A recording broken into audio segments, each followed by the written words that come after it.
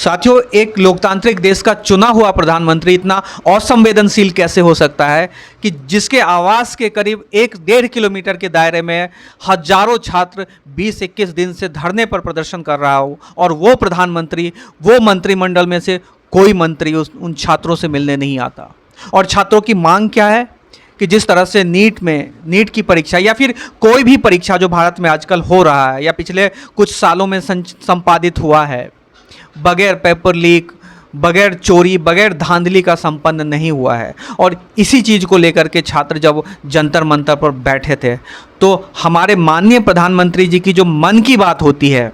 उनमें छात्रों का जो विषय है एक लाइन तक जो है अपनी जगह नहीं बना पाया। और जो प्रधानमंत्री छात्रों की बात अगर मन की बात में शामिल करना उचित नहीं समझते हैं तो आप और मैं समझ सकते हैं कि हमारे बच्चों के भविष्य के बारे में हमारे प्रधानमंत्री जी कितने संवेदनशील हैं। और मुझे तो तरस आता है प्रधानमंत्री जी के जो सलाहकार लोग हैं, लगता है कि वो भांग खा करके बैठे हुए हैं या फिर प्रधानमंत्री जी का कहीं निर्देश है कि हम इस पर बात ही नहीं करेंगे। अन्यथा जो छात्र 20-21 दिन से जो है लगातार धरने पर, आंदोलन पर बैठे हो और प्रधानमंत्री 1-1.5 किलोमीटर 2 किलोमीटर के अंदर जो है उनका निवास स्थल हो, संसद भवन हो और वहाँ से कोई कनेक्ट नहीं हो पाता है, ये अपने आप में बहुत दुर्भाग्य की बात है दोस्तों। और ये वही प्रधानमंत्री हैं जो कहा करते थे कि हमें इतने दिन का मौका दो और उसके बाद अगर सेवा में कोई चूक हो जाए तो जिस चौराहे पर बुलाना उस चौराहे पर जो है हम आएंगे और पब्लिक जो सजा देगी वो हमें मंजूर होगा। और दोस्तों, जंतर मंतर पर 20-22 दिन से छात्र बुला रहे थे प्रधानमंत्री जी को, लेकिन प्रधानमंत्री जी के कान पर जू तक नहीं रेंगी।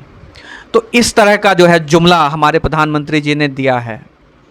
क्योंकि मैं जुमला इसलिए बोल रहा हूं कि जब प्रधानमंत्री जी ये बात कहते थे कि जिस चौराहे पर जहां बुलाओगे वहां पर आकर के जो है पब्लिक जो सजा देगी वो हमें स्वीकार्य है, और इतनी बड़ी बात जहां पर 18-19 छात्रों ने जो है आत्महत्या की हो पेपर लीक को लेकर के, और इस पर इतना बड़ा जन आंदोलन हो और उस पर प्रधानमंत्री जी के मन की बात में अगर एक लाइन तक शुमार नहीं किया जाता है तो इससे दुर्भाग्य की बात क्या हो सकती है। हम कैसे समझ सकते हैं कि हमारे प्रधानमंत्री जी हमारे और आपकी सोचते हैं, हमारे बच्चों के भविष्य के बारे में सोचते हैं।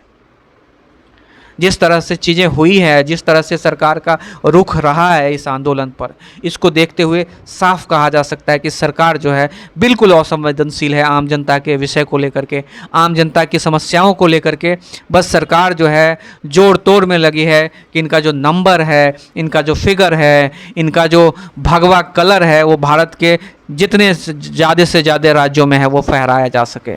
और बस इसके अलावा छात्रों की जो मूलभूत समस्या है, छात्रों की जो बेसिक समस्या है, उस पर बात करने की कोई ज़रूरत नहीं है। बैक टू बैक स्कूल बंद करेंगे, स्कूलों में जो शिक्षकों की कमी है उस पर कोई ध्यान नहीं होगा, साल दर साल शिक्षा का बजट कम किया जाएगा, और जो है